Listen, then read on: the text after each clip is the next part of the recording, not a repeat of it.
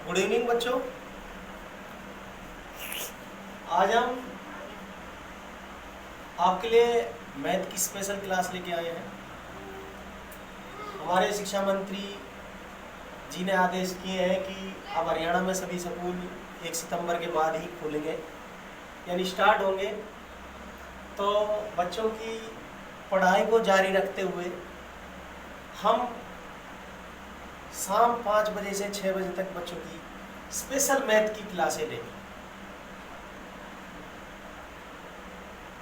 10th class के बच्चे हमारी वीडियो को देखकर परीक्षाओं में 100% अंक हासिल कर सकते हैं। तो इस वीडियो के अंदर मैं इस वीडियो का लिंक नीचे दे रहा हूँ, आप उस लिंक पर जाकर हमारी वीडियो को आप देख सकते हैं और घर पर अच्छी सी तैयारी कर सकते हैं।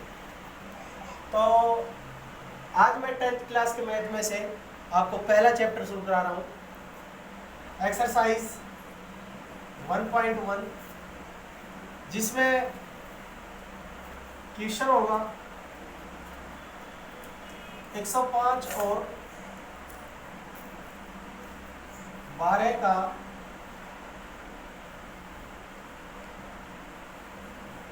यूक्लिड विभाजन विधि से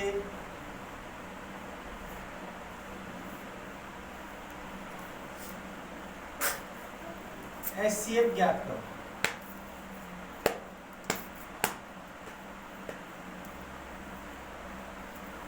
तो प्यारे बच्चों, पहले मैं एचसीएफ के बारे में बता दूं आपके लिए कि एचसीएफ क्या होता है। एचसीएफ होता है हाईएस्ट कॉमन फैक्टर। आप इन दोनों संख्याओं के फैक्टर करो, टुकड़े करो, उन दोनों संख्याओं में जो टुकड़े आपको मिलते नजर आ रहे हैं, जो मिल रहे हैं दोनों संख्याओं में, वो आपके हाईएस्ट कॉमन फैक्टर।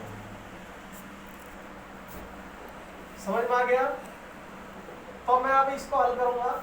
इसको हल करने का तरीका यह है कि आप पहले बड़ी संख्या को छोटी संख्या से डिवाइड करो। जैसे ही करोगे आप तो 12 7 84, 12 8 96, 12 9 1 तो 8 पे जाएगा, 12 8 96, 15 में से 6 गए तो 9, आगे कुछ बचा नहीं है। अगर कुछ आगे बचता भी है तो उसको उतार कर तब तक करते रहिए जब तक आपका पूरा भाग ना हो जाए। तो प्यारे बच्चों, इधर आप यूक्लिड विभाजन विधि से हल कर रहे हैं, तो इधर साइड में लिख दीजिए यूक्लिड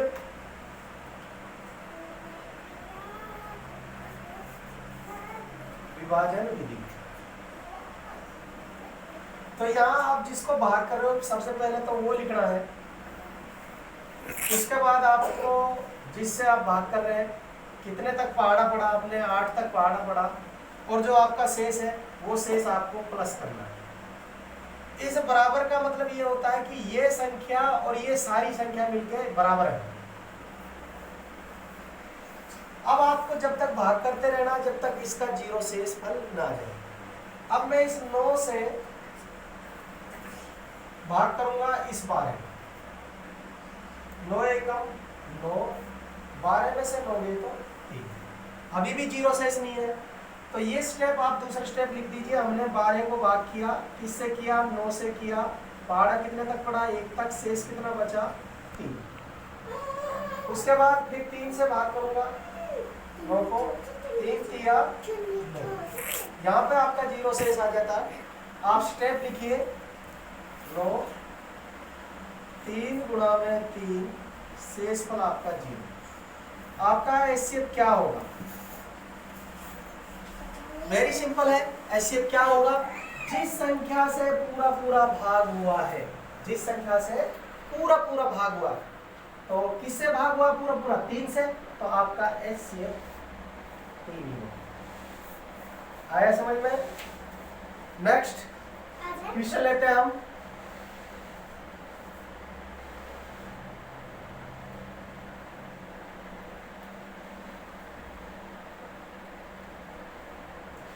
यहाँ ले लिया 2025 और 6 ले लिया। 2025 और 6 का यूक्लिड विभाजन विधि से हल करो। तो प्यारे बच्चों, मैंने पहले भी बोला था कि पहले बड़ी संख्या को भाग करना है छोटी संख्या से।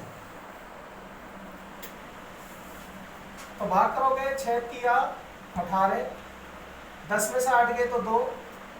तो अब प्यारे बच्चों जब तक नहीं करना है, जब तक यहाँ नहीं लिखना है, जब तक आप इन सारे अंकों को नीचे ना उतारो, तो एक एक करके उतारते रहिए। पहले इसको भाग दिए 6 तिया 18, 4 5 6 7 42। अब आपके ये सारे नीचे उतराए हैं, तो अब आपका एक स्टेप पूरा हो गया। आपको स्टेप लिखना है 2025 बराबर 6 का पढ़ा आपने 337 तक पढ़ा, आपका शेष 3 हो गया। यहाँ तक क्लियर हो गया। उसके बाद आपको तब तक ये भाग करते रहना जब तक 0 शेष ना जाए। अब जो शेष बचा उस शेष से भाग करना है आपको इस, तो 3 दूनी 6। यहाँ पे आपका 0 शेष आ गया, लेकिन सेकंड स्टेप शुरू हो गया। 6 को भाग किया आपने 3 से, पहाड़ा पढ़ा आपने 2 तक और शेष बचा 0। तो जहाँ पे 0 आ जाए वहाँ पे आपको सवाल को रोक देना है। उसके बाद जिस संख्या से ये पूरा पूरा भाग हुआ है वो ही आपका एचसीएफ है। किससे भाग हुआ है? पूरा पूरा 3 से, तो 3 आपका एचसीएफ है। आ गई समझ में दोस्तों? तो ये था आपका, ये परीक्षाओं में कभी कभी 3 नंबर का आता है और 100% आता है यूक्लिड विभाजन विधि से एचसीएफ ज्ञात करो। तो एचसीएफ का मतलब समझ गए आप, हाईएस्ट कॉमन फैक्टर। तो इन दोनों संख्याओं में हाईएस्ट कॉमन फैक्टर क्या है? वो 3 है। ठीक है, तो ये परीक्षाओं में 1 नंबर का ऑप्शन टाइप भी आता है और 3 नंबर का, अगर बड़ा सवाल क्वेश्चन आएगा तो ये 3 नंबर का आएगा। तो ये आपका 1.1 प्रश्नावली में यूक्लिड विभाजन विधि है जो एचसीएफ निकाल रहे हैं जिससे। तो उसके बाद आपका सेकंड क्वेश्चन बहुत ही मोस्ट इंपॉर्टेंट क्वेश्चन है, आप घबराइए नहीं, बस आप देखते रहिए। बहुत ही वेरी सिंपल है। क्या कोई विषम धनात्मक पूर्णांक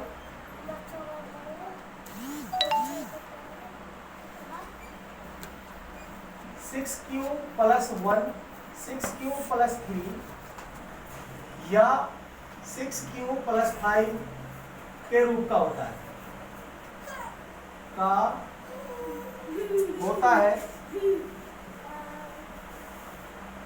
जहां q कोई पूर्णांक है। क्वेश्चन दूसरा, तो प्यारे बच्चों यहाँ पे लिखा हुआ है कि कोई विषम धनात्मक, विषम कहता है जो संख्या 2 से पूरी पूरी भाग ना हो उसको विषम कहते हैं। तो यहाँ पर ये विषम धनात्मक पूर्णांक दे रखा है। उन्होंने कहा है कि 6q + 1 6q + 3 या 6q + 5 के रूप का होता है जहाँ q कोई पूर्णांक है। ये सिद्ध करना है क्या ये विषम होता है या नहीं होता है। तो आपको गिवन बाई यानी जो दे रखा है वो है विषम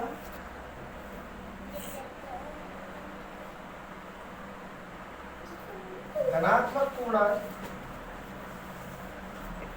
6q + 1 6q + 3 और 6q + 5, जहाँ q कोई पूर्णांक है। तो q जब पूर्णांक है तो पूर्णांक आप 1 2 3 4 ... आप मान लेंगे। ठीक है, माना q बराबर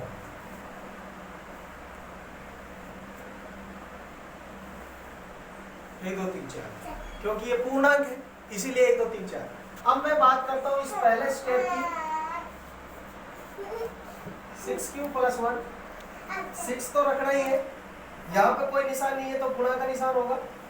q की जगह आप इनमें से 1 रख लो प्लस 1, आपका आंसर आएगा 6 × 6 और 1 7। 7 एक विषम संख्या है। उसके बाद दूसरा 6q+ में आप 1। अब 6 क्यू की जगह आप 2 रख लो और प्लस में 1। यहाँ पे 6 दूनी 12 1 13। फिर 6 क्यू प्लस में 1, आप 6 क्यू की जगह आप 3 रख लो और 6 3 18 1 19। इस पूरे स्टेप में जितनी भी संख्या आई है वो विषम है। जितनी भी संख्या आई है विषम। हो सकता है कि इसमें सम आ जाए। अब इसको हल करते हैं। 6 क्यू प्लस में 3, 6 गुणा 6 गुणा क्यू की जगह 1 रख लिया प्लस में 3, तो 6 कम 6 3 9। यहाँ भी विषम है। उसके बाद में 2 रख लेता हूँ। 6 क्यू प्लस में 3, 6 गुणा क्यू की जगह मैंने 2 रख लिया प्लस में 3, 6 दूनी 12 3 15। तो यहाँ भी आप देख रहे हैं कि सारी विषम संख्या है। यही हमने सिद्ध करना है कि कोई विषम धनात्मक पूर्णांक के रूप का होता है या नहीं। तो यहाँ से तो लग रहा है कि ये विषम धनात्मक पूर्णांक हो सकता है, क्योंकि एक भी संख्या ऐसी नहीं आई जो सम है। यहाँ पे सारी संख्या विषम हो सकता है कि इसमें आ जाए, तो इसको भी आप लेके देख लो। 6 क्यू प्लस 5, तो 6 गुणा में क्यू की जगह आप 1 रख लो प्लस 5, 6 कम 6 5 11, और 6 क्यू प्लस में 5, फिर 6 क्यू की जगह 2 रख के देख लो 5 6 दूनी 12 5 17। यहाँ भी आप देख रहे हैं कि सारी जो संख्या आई है वो विषम है। तो इससे सिद्ध हो गया कि कोई भी विषम धनात्मक पूर्णांक इनके रूप का हो सकता है। अति सिद्ध। इससे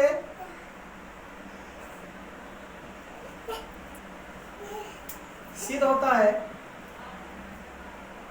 कि विषम 6 Q plus 1, 6 Q plus 3, 6 Q plus 5 एक विषम धनात्मक पूर्णांक। एक विषम धनात्मक पूर्णांक।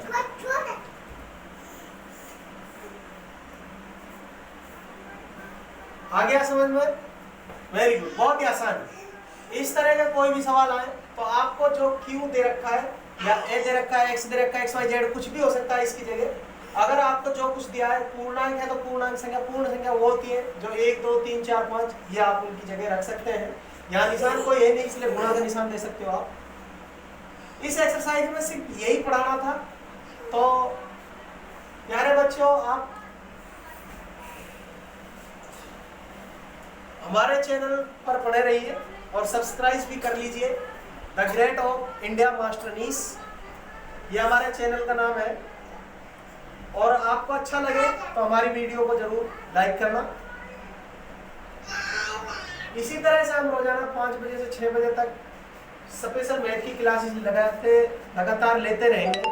तो मैं तो आपसे सभी से यही निवेदन करूंगा कि आप मेरे साथ जुड़िए और परीक्षाओं में 100% अंक लीजिए। प्यारे बच्चों, सभी के लिए गुड इवनिंग। धन्यवाद।